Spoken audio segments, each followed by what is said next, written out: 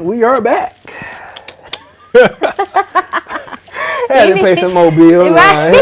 You know what I'm saying? You gotta have like coming in music, like over East style. They're like, hey, I might do that.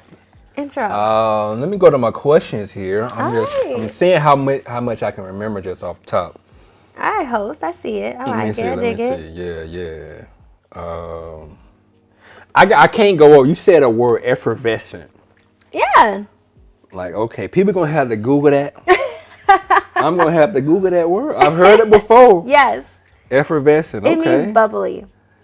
That's what's up. Yes. You dropped a few words. You got a vocabulary on you. I'm saying you dropped a few words up in there. Like, okay. Come on with it. That Georgia State. Handy a little bit. You know, the Speaking of Georgia State, did you see that meme? Which one? It was like Georgia State had the most. I forget, dude. Oh, I saw it. They had the most black like graduates or something like that. Yes. Hell yes. I love G State. Yo. Yeah. I did the business frat too. Delta Sigma Pi. Shout out D Pi. Oh yeah. So you know LaWarna. Yeah. LaWarna says yeah. I think is that how we know each other? She had the birthday dinner. I think so. That's possibly. Yeah. That's my best friend. Wow. Yeah, she's one of my best friends. Yeah. I ain't seen her since then. Really? No. Oh shit. I'm gonna call her after this too. We gotta take a picture. I'm gonna call her. Yeah, she might not even remember me. No, she remembers LaWarna has like the memory of an elephant. She remembers everything. Okay. Everything. She had this ain't gonna. Yeah. Good party. We're gonna talk about I'm sure it was a good party. Good times.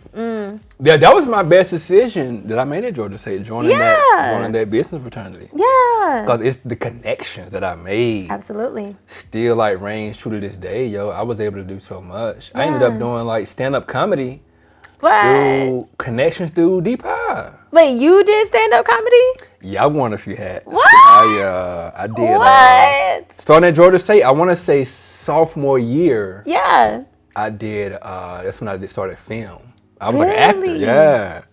This girl I met. Shout out to Cassandra Powell, man. She introduced me to Quilanda Moore. Yeah. Great people. That's awesome. Great people. So Quilanda came up to me. You know, we had a Chick-fil-A on campus. Yeah.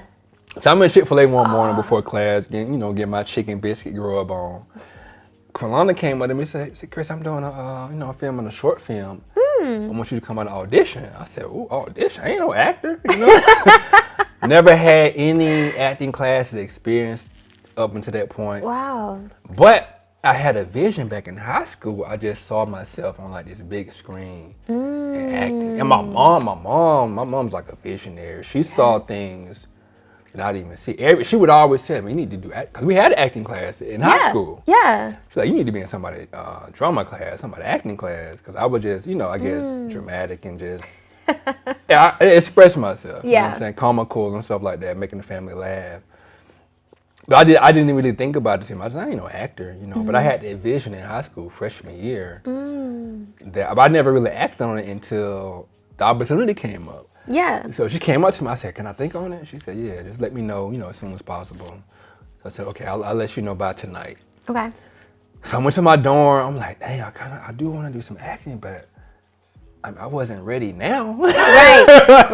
But that's how it happened. But that's exactly how it happened. So I was like, you know what, man? This might be a sign. I feel like if I don't do it now, I may never do it. So I called her back. I said, "Okay, when is the audition?" Yeah. And so it was like me. It was audition for the male role. It was like me and like two other dudes. Okay. And so we had to stand outside while everybody auditioned, and we did improv. My first time doing improv, nice. Everything, yo. And she called me back that night. She said, "Chris, you got the part." I was like, "Whoa, what? That's crazy." Yeah. You know what I'm saying? I feel like I did pretty good in the audition though, because I'm like, just naturally I was like, the improv was, I was just being me, really. Yeah. And the whole set, the experience was fun, yo. I did that. I did it. So I worked with Cassandra after that. She had some stage plays. Did a little theater. Nice. I ain't had too many big speaking lines now. You know what I'm saying? It's when you in that mood with that play. Yeah. You tell your mama, hey, watch this part. It's me in this part. Right. Wait, 2 hours and 33 minutes and 20 seconds right there. You That's gonna me see right there. me. Hey, it was one moment we opened the play. I made my line. I said, I'm gonna say something in this play.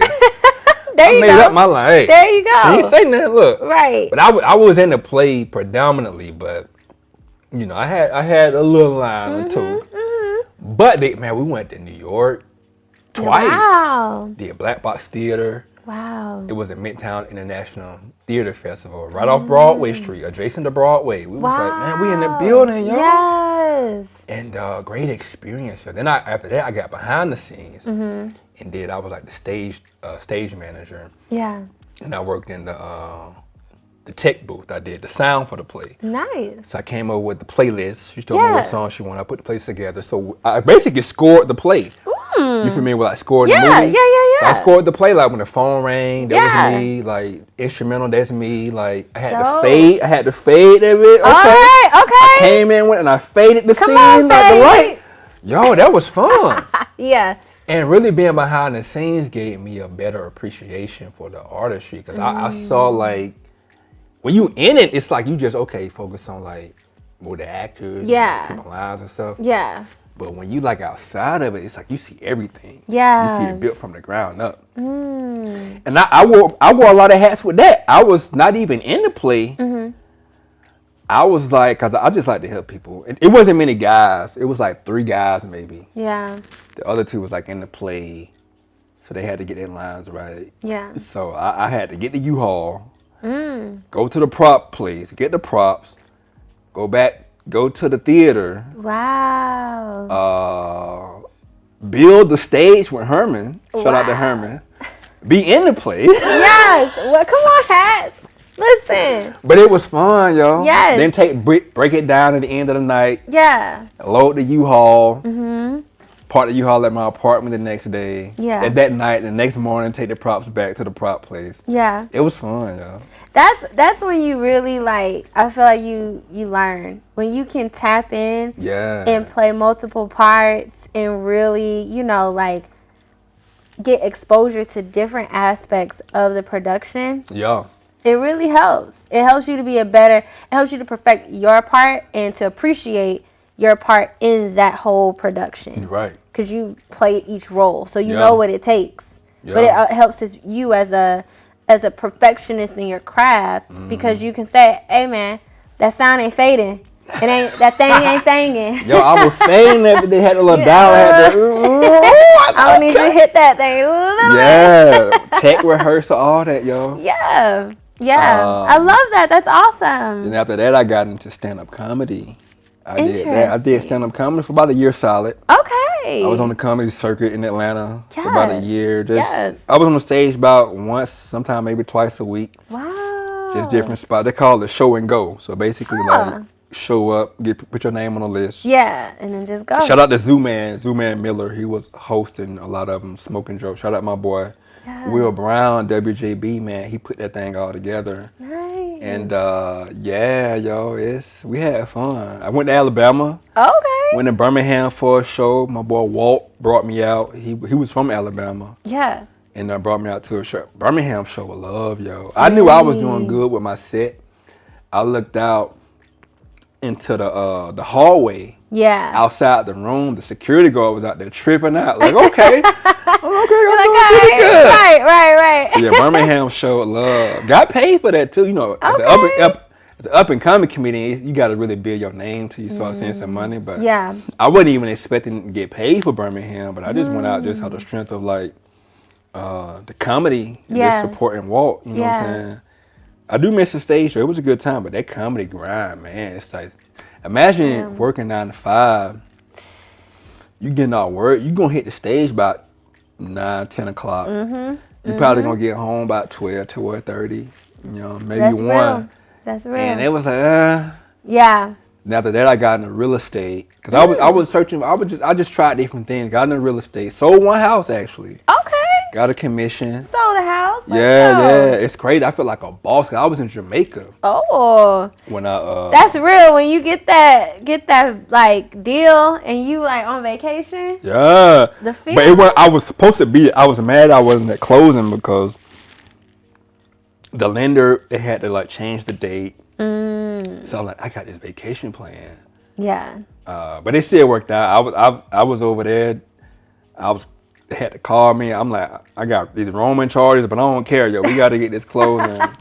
They was able to seal the deal. But yeah, real estate, that's a certain grind too. Like you got to. All of it is. Really be full time. Yes. I was part time, but luckily, with my job at the time, it was very flexible. That's good. So I could take like an extended lunch break and show some houses. Nice. It wasn't nothing like that. So, yeah. You know what I'm saying? But yeah, and then I just ended up gravitating to photography, yo. And I think this is really, the one. I think so. Yeah. You know. Yeah. Then how we start talking about me? I don't know. That was your intro. You need to use that for your intro. You need to have a you. Okay. Yes. Talk about how. Yes. You need to slice and dice that up. That needs to be your intro to who you are and how you got into this. I feel that. Yeah. I feel that. Okay, so we've talked about a lot. We have. I'm gonna have to bring you back on because I really want to go even deeper in the rabbit hole about the spirituality and the meditation. Oh yeah, that's my vibe. That's my lane, yo. Like that's my entire vibe. Yeah. Yeah. I've been on that heavy since about 2014, 2015. Yeah. I think the thing that I love the most is that as I continue to learn more about this, I interact with people who are on that same wavelength, and I learn even more. You know what I mean? So it's this constant learning growth like curve. And I think the beautiful thing about it is because I read, so the first book that I ever read that introduced me to this was The Secret, right? I think a lot of people, that's our baseline book, right? Yeah, that's the introduction. Yeah, it's the introduction. Good intro. It's a great intro. Yeah. It completely transformed my life because I think there was things that I knew and understood, but The Secret really kind of just took it. And then from there, I mean, I've read countless books that have continued to build upon that idea. And so, you know, my idea of spirituality, the practices that I have, my thoughts, and just, you know, how I think now has completely transformed. But my journey probably started, honestly, 2017. Okay. So I was married before, actually. And so I started reading the book right before I got married, and then really learned a lot more during my divorce. And I think that it completely transformed where I was and the things that I knew and why I was going through my divorce to where I am today. Like everything played a part. Everything was a necessary piece to that story to bring me to this point today.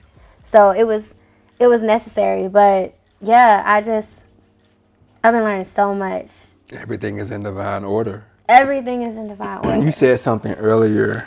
I made a mental bookmark to come back to it. Trust the process? No, it was, that too. But it was, one of my questions was how did the pandemic impact you? And you mentioned that you had litigation. Yes, right? Yes. So you said you said the key word use. So I came across this Netflix show called Altered Carbon. It's like I'm into sci-fi. Me too. You know what I'm saying? Yeah, is that a good? I've seen it, but I never got into it. I didn't watch it. I wouldn't watch it again. You wouldn't watch it? Okay, so you wouldn't recommend it. I wouldn't recommend it. Okay, all right. But I mean, hey, I would say watch one episode. With shows, I have a theory. I have a one episode theory. If that first episode don't make me want to watch anymore, it ain't for me. Yeah, that's real. They got an hour to get you in. To right? lock you in. That's all enough. Some people be like, nah, you gotta watch 2-3 episodes. Nah, bro. Yeah. Nah. Listen, time is. So I would say watch the first episode if you feeling it. You know. Yeah. But the main thing I got from that show, I did finish it. The main thing I got from that show.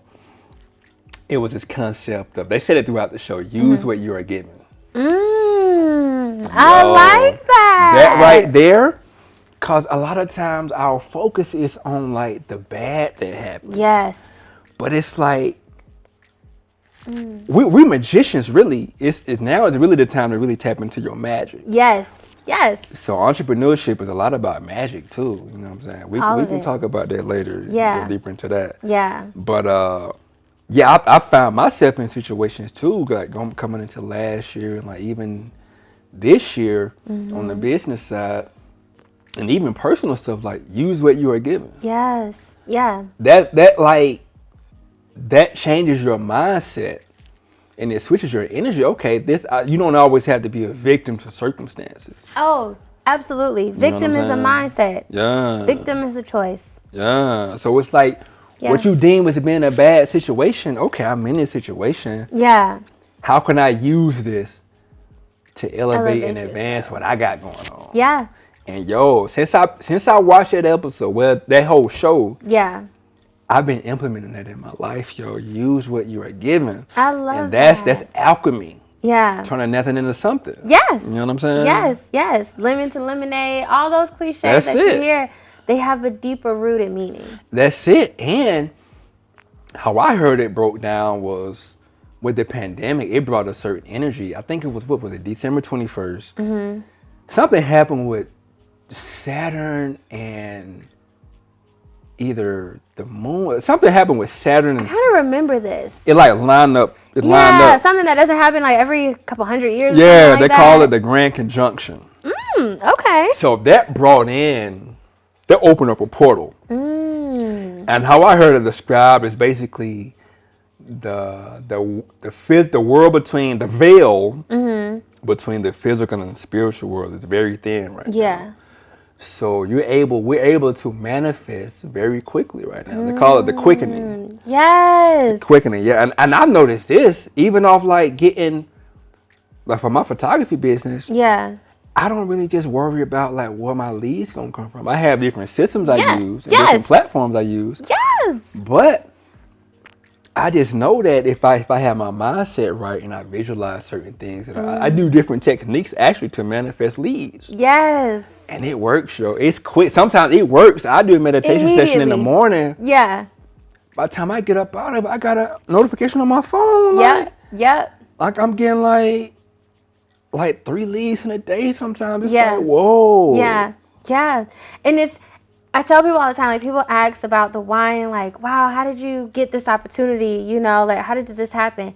And I'm like, I haven't even actively started pushing my brand yet.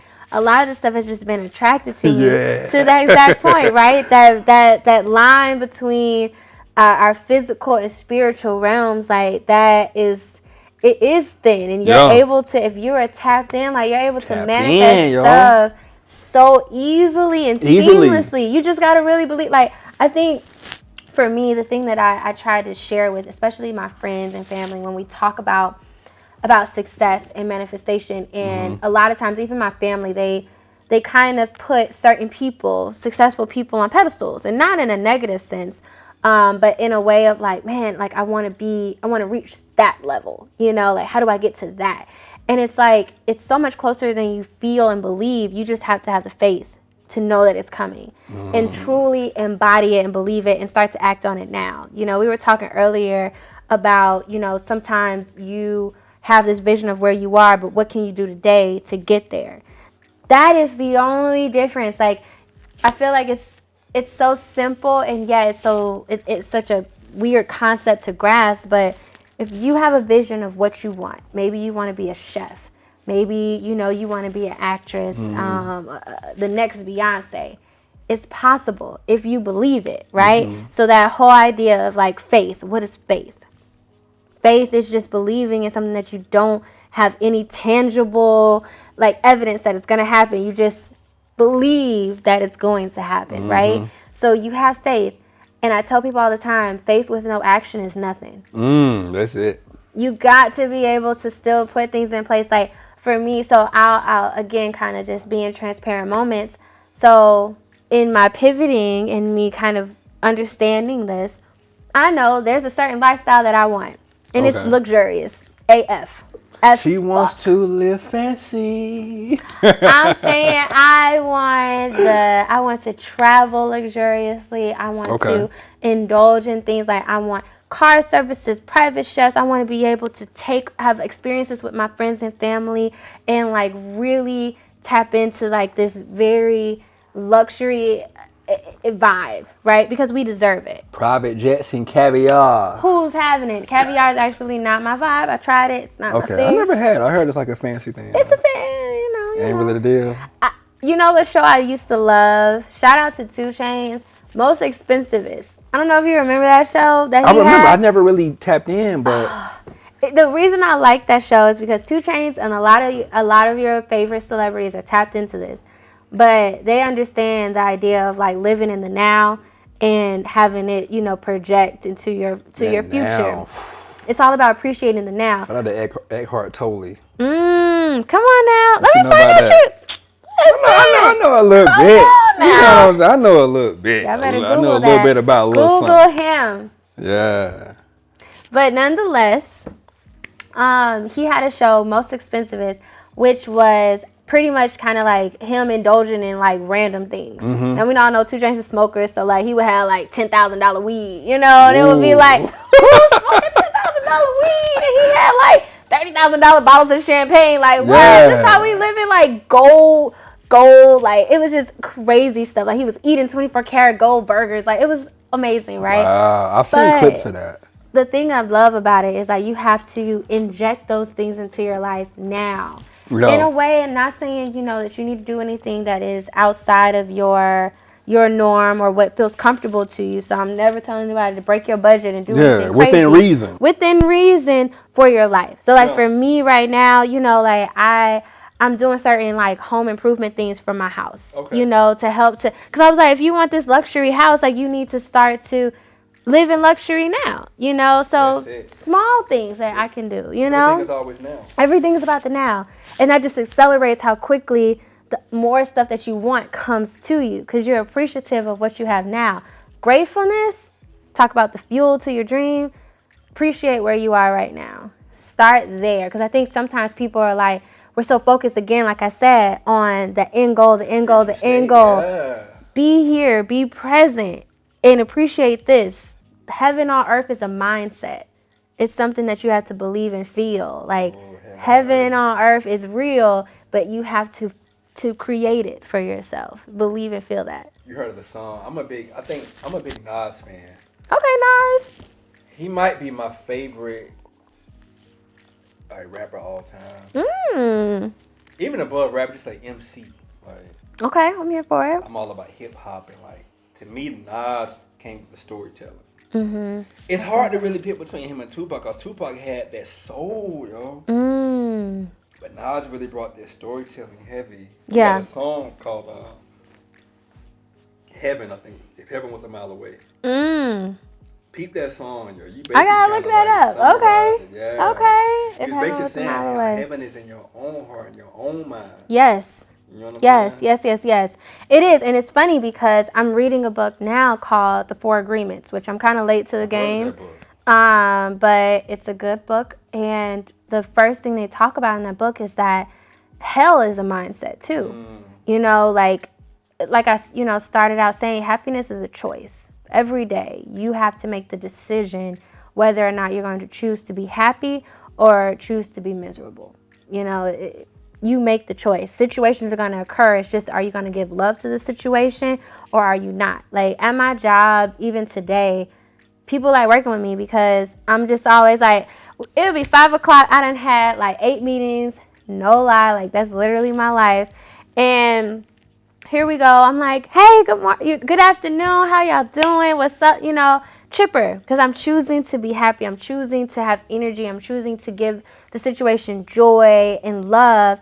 And I feel like, when you do that and you put yourself in that lane, you create heaven on earth. Or honestly, heaven on earth creates itself for you because you just start to attract more things that give you that feeling of happiness. And that's heaven. When you think about what heaven is, everyone has this idea of like, well, heaven is, I'm just going to be happy and no worries and, everything is good. Well, why not do that now? What's stopping you? Yeah, you ain't got to wait till you die. No. Hell no. I'm not waiting until I die for me to enjoy life now. Yeah. Enjoy life now. That whole idea of giving people roses while they're here. Give yourself roses while you're here. Well, I guess we should wrap up and, yes. See if we can get you a few photos yes. with the 2 bottles we have left. Yeah. Yes. So, last question. Mm-hmm. What advice would you give to up and coming entrepreneurs, especially like Black women? You know, like, because I'm sure you have some experiences that you've learned some lessons. Ooh. What advice would you give? Just, I guess, kind of just at a high level. I would probably say make sure that your project is your passion.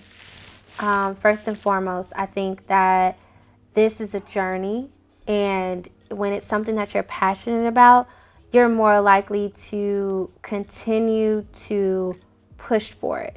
If it's something you're not passionate about, the first sight of a obstacle or multiple obstacles, you're going to fold. You're not going to be as motivated to overcome it. So when it's your passion,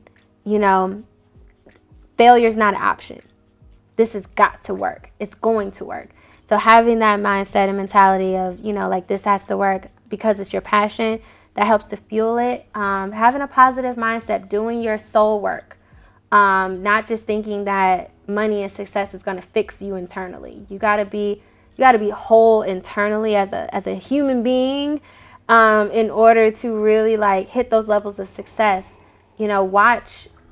Find mentors, find people that are living the life that you want, and visualize that. See how they move. What are they doing? What are they posting about? Instagram is a thing. Let's leverage social media, right? Social media. Ooh. Man, social media is a whole. We can have a whole nother episode.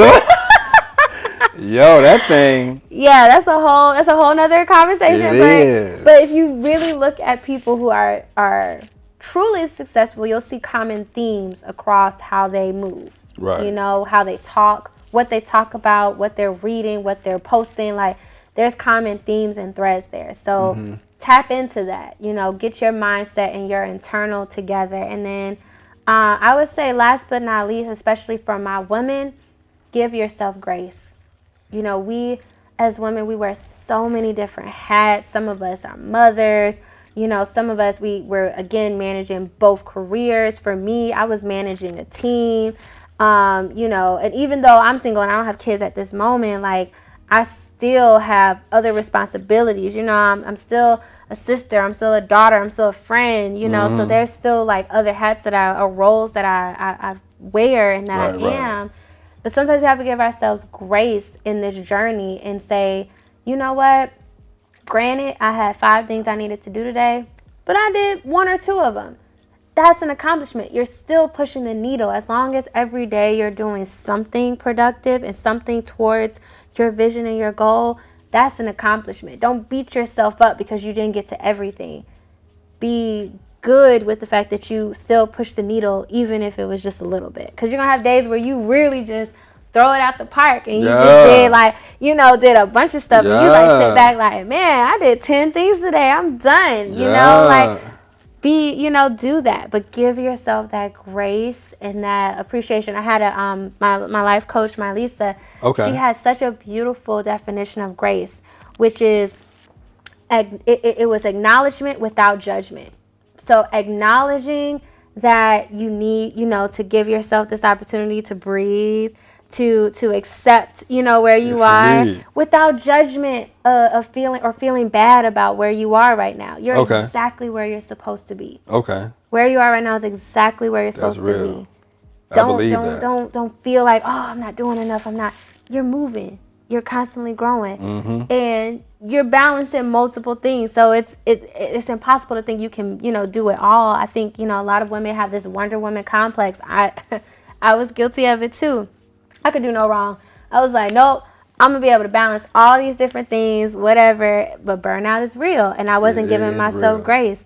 So it wasn't until, I got sick multiple times. And I was like, all right, Nicole, we got to do something different. Because I didn't like being down and out. I'm a mover in general. So giving yourself that peace, that grace, taking those moments to just breathe and be present in your moment. That's all you need. The recipe's so easy. We make it difficult. Yo, you said something just then. It's the wine. Shout out to the wine. I'm a firm believer that this life that God created was not meant to be extremely difficult. Oh no, it's not. We make it difficult with our own mind. Yes. Why do we do that? Because we have this association that success equals struggle. Yeah, you just said your mantra. Yes. Money mantra. My money mantra specifically is that money comes easily, frequently, and abundantly. And I believe that in every breath. One of my signals from the universe is like when my hand starts itching, money's coming. Wow. Period. Every time. And I believe that. So every time my hand itch, I'll be like, all right, money, I feel you. Thank you. Appreciation, and it never fails. The other day, my hand was itching. I was like, all right, money, I feel you. And out of the blue, I forgot that I did this, but I recommended my realtor to someone else, and he like randomly cashed at me a couple $100 and was like, here you go, thank you, the deal closed. I forgot that I said that funded my little trip to Florida there. Okay. Money I wasn't even expecting to receive took care of my Airbnb in Florida. So shout out to that.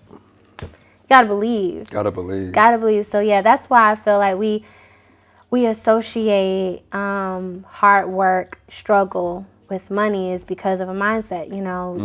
Slavery, I think, has a lot to do with that. Just our parents' generation, this idea of the American dream, but a lot of times it's tied to like, you gotta work, you gotta grind, you gotta, that 9 to 5 is gonna get you to where you're supposed to go.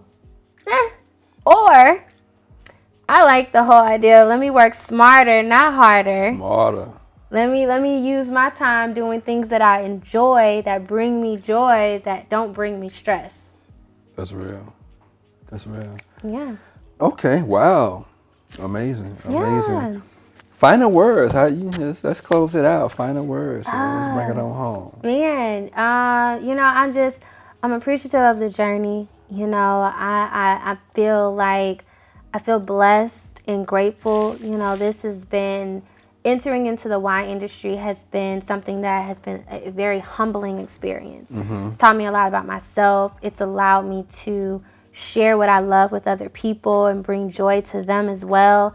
I hope that it inspires other women to follow their passions and to see, the beauty about me and this brand is this is bootstrap. This is self-funded. This is a corporate girl who is using her disposable income on building her dream. Yes, this isn't from an inheritance. I wish, this isn't from, me just kind of like having a vineyard and my family has, this history with wine.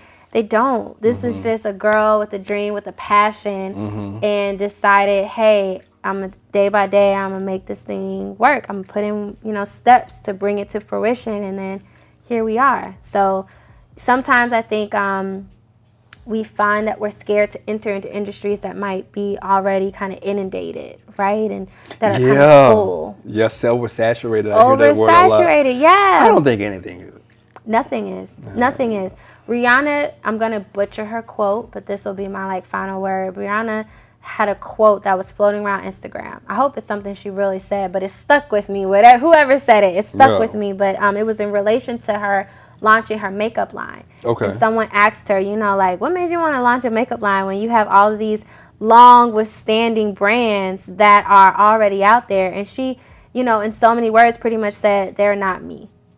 That's it. And that's it. That's right? it. There's a crap ton of wine brands out there. There's wine brands that are black owned, black women owned, but they're not me. And that gave me the confidence to say, let's try it and see what happens. Wow. Yeah. Here we are. So Her Wines, check us out. Follow us on Instagram, Facebook. It's Her Wine. You can order your bottles at herwines.com, and starting next year, we're going to be in stores. Definitely. Okay. So yeah, we're excited. That's coming soon. We're international, so we're sold in Bermuda. Shout out to Bermuda. Shout out to Pink Bermuda. Barrel, that is a black woman-owned distribution company. So shout out to Pink Barrel, yes. in Bermuda, but we're bringing it back to the States. We're coming to Georgia. Yes, indeed. And yeah, just follow your dreams, man. Follow your passion. That's it. Great way to close it out. Nicole, thanks for coming on. Thank you. Great discussion, yo. We got to have a part 2 and a part 3 probably. I'm here for it. Because I can keep going, yo. But yeah. Thank you. Thank you. Until next time. Peace.